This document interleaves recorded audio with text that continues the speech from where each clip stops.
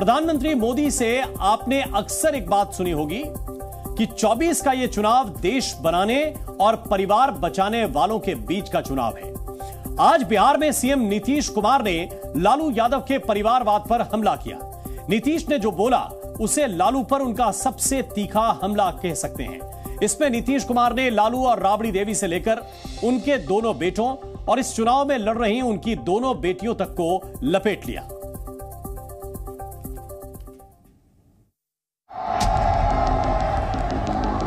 राजनीति में परिवारवाद विपक्ष के खिलाफ प्रधानमंत्री मोदी के बड़े हथियारों में से एक है। मोदी ने कल राहुल और अखिलेश को शहजादे बोला था। आज फिर से शहजादे बोलकर मुद्दे को धार दी। यूपी में एक बार फिर दो शहजादों की जोड़ी, उनकी फिल्म का शूटिंग चल रहा है आजकल।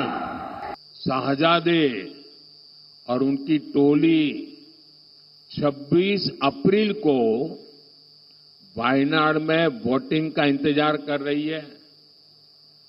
जैसे ही 26 को वायनाड में वोटिंग पूरा हो जाएगा, ये शहजादे के लिए एक और सुरक्षित सीट घोषित कर देंगे और कहीं और से फिर से लड़ाना पड़ेगा उनको।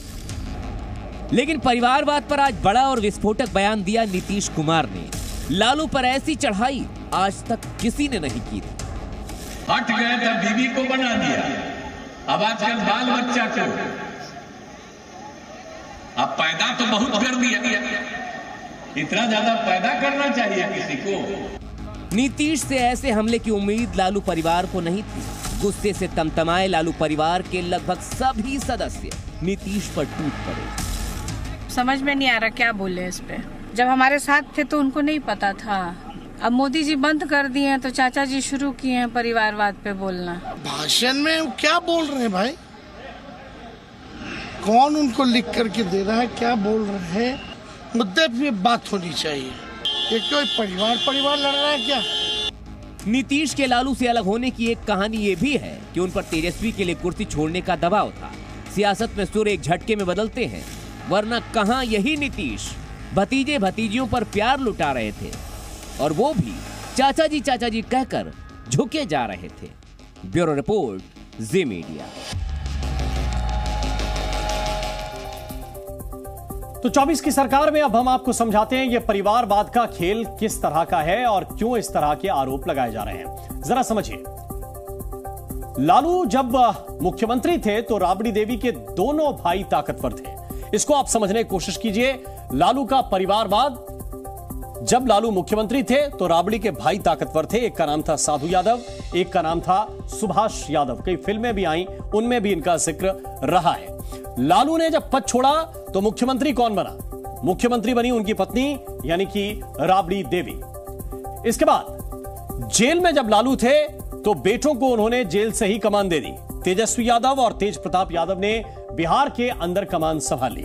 बेटों के बाद अपनी बेटी को आगे बढ़ाया और पहला नाम था उसमें मीसा भारती का। मीसा भारती को उन्होंने एमपी बनाया। इस चुनाव में लालू की बेटी, दूसरी बेटी रोहिणी आचार्य की भी एंट्री हो गई है। वो भी चुनाव लड़ रही हैं। रोहिणी आचार्य आरजेडी की उम्मीदवार हैं। तो दो बेटियां उम्मीदवार हैं, मीसा भारती और रोहिणी आचार्य, लोकसभा की दावेदार।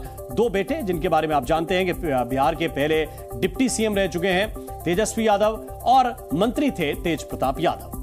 अब बढ़ते हैं थोड़ा सा आगे और अगली स्टोरी की तरफ चलते हैं। आज की दूसरी खबर है जिसमें मुद्दा है तुष्टीकरण। हैदराबाद में बीजेपी उम्मीदवार माधवी लता का तीर चलाने का एक वीडियो वायरल हुआ तो असदुद्दीन ओवैसी ने कहा कि यह तो मुसलमानों को डराने की कोशिश है। लेकिन एक नए वायरल वीडियो में अब ओवैसी खुद फंस गए हैं। अब उन्हीं से यह पूछा जा रहा है कि क्या हिंदू वोटरों को चिढ़ाने और मुस्लिम वोटरों को खुश करने के लिए ही बीफ की दुकान पर जाकर वो कह रहे थे कि काटते रहो।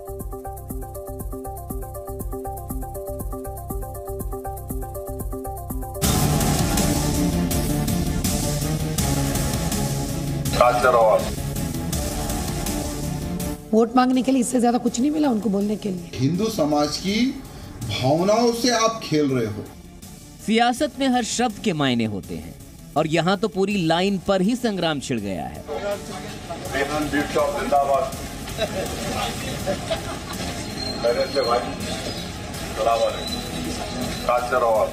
AIMIM के चीफ बैरिस्टर असदुद्दीन ओवैसी हाथ में माइक लिए हैदराबाद की गली गली डोर टू डोर कैंपेन कर रहे थे। इतने में उन्हें दिखी Rehan beef shop. Rehan beef shop जिंदाबाद।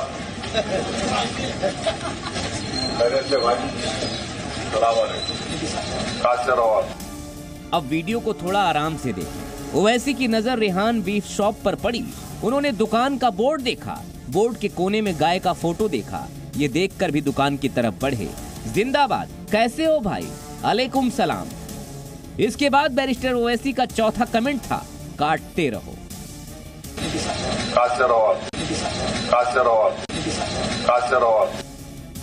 ओवैसी का वीडियो वायरल होते ही आरोप लगे कि बीफ वाला ध्रुवीकरण है। सवाल उठे, ओवैसी ने काटते रहो बयान जानबूझकर दिया। बीफ पर बयान माधवी लता के तीर का जवाब है क्या? बीजेपी वीडियो देखकर तुरंत ही फ्रंट पर आई। फायर ब्रांड राजा सिंह ने कहा, ओवैसी पर एक्शन हो। हिंदू समाज की भावनाओं से आप खेल रहे हो, तो क्या आपके ऊपर क्या केस नहीं होना चाहिए? क्या इलेक्शन कमीशन क्या आपके ऊपर एफआईआर नहीं करना चाहिए? वैसे ओवैसी ने कल ही कहा था कि वो अमन पसंद है, इसलिए माधवी के तीर का जवाब शराफत से ही देंगे। तुम तीर इमेजिनरी चलाओ या तुम तीर चलाओ, हम तुम्हारे तीर का जवाब मोहब्बत से देंगे। हैदराबाद की लड़ाई में माधवी लता हिंदुत्व को लेकर काफी मुखर हैं। ओवैसी को लगातार ललकार रही हैं। मुस्लिम महिलाओं के बीच वो पहले से ही ग्राउंड लेवल पर काम कर रही हैं। ये भी कह रही हैं कि वो ओवैसी की तरह बांटने नहीं, जोड़ने में विश्वास रखती हैं। ब्यूरो रिपोर्ट, ज़ी मीडिया। ओवैसी 20 साल से हैदराबाद के सांसद हैं। हैदराबाद 40 साल से उनकी खानदानी सीट है, जबकि माधवी लता पहली बार यहां से चुनाव लड़ रही हैं। माधवी के रिएक्शन से पहले आपको दिखाते हैं कि ओवैसी की उनकी लड़ाई जो है वो क्यों हॉट होती जा रही है, क्यों ये सीट गर्म होती जा रही है। पहला क्या है, बीफ शॉप पर पहुंचे असदुद्दीन ओवैसी और बोले काटते रहो। बीजेपी बोली कि हिंदू आस्था का ये अपमान कर रहे हैं असदुद्दीन ओवैसी। दूसरा क्या है, माधवी ने प्रचार में सांकेतिक तौर पर तीर चलाया था और उससे जुड़ी हुई तस्वीर यह है। तीर चला रही हैं और ओवैसी इस पर बोले निशाना मुस्लिमों की तरफ था माधवी लता का।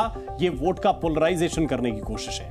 तीसरा क्या है, वोट। इलेक्शन कमीशन ने हैदराबाद के 5.41 लाख यानी कि 5,41,000 वोट हटाए हैं, फर्जी वोट हटाए हैं। और माधवी ने यह बताया था कि ये ओवैसी के घुसपैठिए थे, फर्जी वोटर थे, इसलिए शिकायत करके उनको हटवा दिया गया। अब आपको सुनाते हैं, अब जरा सुनिए। जी न्यूज के कंसल्टिंग एडिटर प्रदीप भंडारी से खास बातचीत में माधवी लता ने ओवैसी की पॉलिटिक्स पर क्या कहा। माधवी लता जी, जी न्यूज पे जुड़ने के लिए बहुत बहुत धन्यवाद। माधवी लता जी, देश इस वक्त आपको सुन रहा है और मैं आपसे शुरू करना चाहता हूं। असदुद्दीन ओवैसी जी को लग रहा है कि वो शायद से आप बहुत ज्यादा टफ फाइट दे रही हैं और इसीलिए असदुद्दीन ओवैसी जी का एक वीडियो वायरल हो गया जिसमें वो एक बीफ शॉप पे, जहां पे गौ माता की फोटो लगी हुई है, उस गौ माता की फोटो वाले बीफ शॉप पे जाके वो कह रहे हैं कि काटते रहो। भैया, जो 1857 की सिपाही म्यूटिनी है, हम सब नहीं भूल सकते हैं कि उस वक्त मुसलमान भाई जो सिपाही थे वो सांड का मान से बना हुआ और हिंदू भाई गांव के मान से बना हुआ कार्ट्रिज को अपने मुंह से खोल नहीं सकते थे। इसके वजह से सिपाही म्यूटनी आया और वो सबसे बड़ा देश का स्वतंत्रता का लड़ाई शुरू हो गया है। ताज्जुब हूं मैं कि बैरिस्टर असदुद्दीन जी ये भूल गए, इसलिए होंगे क्योंकि वो गोरे चिट्टों के देश से बैरकला पढ़ के आए। मुझे ये बात समझ में नहीं आता। इसमें दो मुद्दे हैं मेरे लिए। मुद्दा एक, क्या उनके लिए मुसलमान सिर्फ बीफ काटते जिंदगी गुजारना है? उसके अलावा मुसलमानों का कोई खुद का कोई वजूद, कोई पढ़ाई, कोई ऐसा अहमियत कि ऐसा एक स्थान पढ़े लिख के रहना या एक अच्छी स्थाई पे सोसाइटी में रहना, इसका चाहत नहीं है उनको। मैं इनके सारे कैंपेनिंग में एक बार भी मैंने नहीं सुना एक छोटा बच्चा से कहते, एक लड़की से कहते हुए, एक नौजवान से कहते हुए चलो भाई शाबाश आप हमको वोट दीजिए, आपको ये पढ़ाएंगे, वो कराएंगे, आपके मोहल्ले साफ कराएंगे, ड्रेनेज साफ करवा देंगे, पक्के घर बनाएंगे। किसी पसमंदे से हम ये बात कहते हुए नहीं सुना है मैंने। एक ही रट लगाए हुए लोग, बीफ काटो, 2023 असेंबली इलेक्शंस में AMIM को नहीं वोट दोगे तो आपको बीफ खाने नहीं देंगे, और नहीं तो अरे देखो देखो देखो इनके RSS वालों की जो वीडियो सही भी नहीं है उसको जो मोबाइल पैन करके दिखाते हैं उसको दिखाकर नौजवान को भड़काते हैं।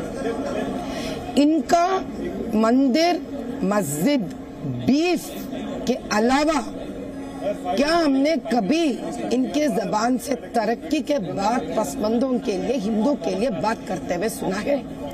तो आप ये कह रही नहीं सुना है। तो आप कह रही हैं कि जी माधवी जी, आप कह रही हैं कि असदुद्दीन ओवैसी चाहते हैं कि मुसलमान जो है वो हमेशा से पीड़ित रहे और गरीब रहे, क्योंकि ये जो बीफ वाला वीडियो है, गौर करने वाली बात एक तो आपने कही वो है, पर दूसरी बात ये माधवी जी कि उस वीडियो में वो पहले गौ माता की फोटो को देखते हैं, उसके बाद कहते हैं कि काटते रहो। आपको लगता है कि ये कॉन्शियसली इस वक्त असदुद्दीन ओवैसी कर रहे हैं?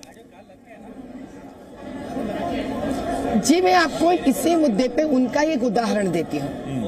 वो मेरे पे इल्जाम लगाते हैं श्री राम नवमी के दिन, जहाँ पे मैं तीर चला रही थी उस फ्रेम में मस्जिद नहीं था। वो तीर चलाने के बाद वो मोबाइल को पैन कर कर मस्जिद दिखाते हैं। इसको वो कहते हैं जो गलत वीडियो बनाकर, पता नहीं किससे बनवाए वो, बनाकर मुझे वो वल्गर, किसी स्त्री को वल्गर शब्द इस्तेमाल करते हैं जो सच नहीं है उस वीडियो को पकड़कर, और सारे मुसलमान भाइयों से मतदान करते वक्त करिए कम रिक्वेस्ट करते वक्त ये कहते हैं December 6 का हादसा को याद रखो। देखे किस प्रकार से वो कम्युनल भड़काऊ बातें कर रहे हैं। अगर ये इस प्रकार के मेरे वीडियो के ऊपर जो सही नहीं है उसको पकड़कर अगर वो गलत बात स्प्रेड करते हुए वल्गर कह सकते हैं, तो अब गौ माता को दिखाकर बीफ काटो कहने की बात को, ये तो सरासर election code of conduct violation हो गया है। तो अब आप बताइए, तो क्या इनके ऊपर कार्रवाई होनी चाहिए? आपके हिसाब से चाहिए ऐसे इंसान को जो सही है, आपके हिसाब से कार्रवाई होनी चाहिए? फिर तो मेरे हिसाब से सिर्फ कार्रवाई ही नहीं, ऐसा व्यक्ति जो पहले से ही सालों से ही भाग्यलक्ष्मी के ऊपर, हमारे मंदिर के ऊपर बद्दुआ जाप कहते हैं, जो ऐसे इंसान जो ये कहते हैं राम जी के ऊपर गाली देते हैं, कौशल्या मैया के ऊपर देते हैं और ये बदकम्मा ऊपर देते हैं, फिर भी इनको टिकट तैरने के लिए परमिशन मिलता है। गाय को देखते हैं, बीफ काटो, यहाँ के फतवा निकल चुका है। सुनिए आप, जिस पर्सनल लॉ के बारे में ये लोग बात करते हैं उसका फतवा निकल चुका है रमजान के टाइम पर कि बीफ नहीं खाना चाहिए। तो खुद के कौम, खुद के मजहब के अगेंस्ट जा रहे हैं। ना इनके पर्सनल लॉ से भी ये समन्वय होते नहीं चल रहे हैं, ना ही ये इलेक्शन कोड से समन्वय होके चल रहे हैं। अब आप बताइए, अब प्रजा, सारे भारत देश के प्रजा तय करना चाहिए ये किस प्रकार से इंसान है। और आखिरी सवाल लूंगा माधवी जी, 5 लाख फर्जी वोटर्स जो आपने कहा था वो हट चुके इलेक्शन कमीशन द्वारा। आपने मुझे पिछले इंटरव्यू में कहा था 5 लाख फर्जी वोटर्स हैं। इसी ने कहा है कि अब फर्जी वोटर इलेक्टोरल लिस्ट से हट चुके हैं। क्या इसको आप बड़ा डेवलपमेंट मानती हैं? फिलहाल हम इसके ऊपर कुछ कमेंट नहीं करना चाह रहे, क्योंकि हम सारे अपने फर्जी वोटर्स के जो है इंटरनेट पे फिर टाइप करके चेक कर रहे हैं कि ये है या नहीं।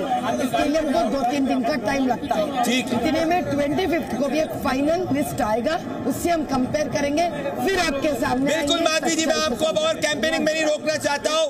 बहुत बहुत धन्यवाद माधवी लता जी, मेरे साथ एक्सक्लूसिवली ज़ी न्यूज़ पे माधवी लता जुड़ रही थी। दोस्तों, असदुद्दीन ओवैसी को खुलकर उन्होंने चेतावनी दी है कि जो असदुद्दीन ओवैसी ने किया है उस पर कार्रवाई होनी चाहिए। दोस्तों, ये एक्सक्लूसिव इंटरव्यू आप सिर्फ और सिर्फ ज़ी न्यूज़ पे देख रहे थे। ज़ी न्यूज़।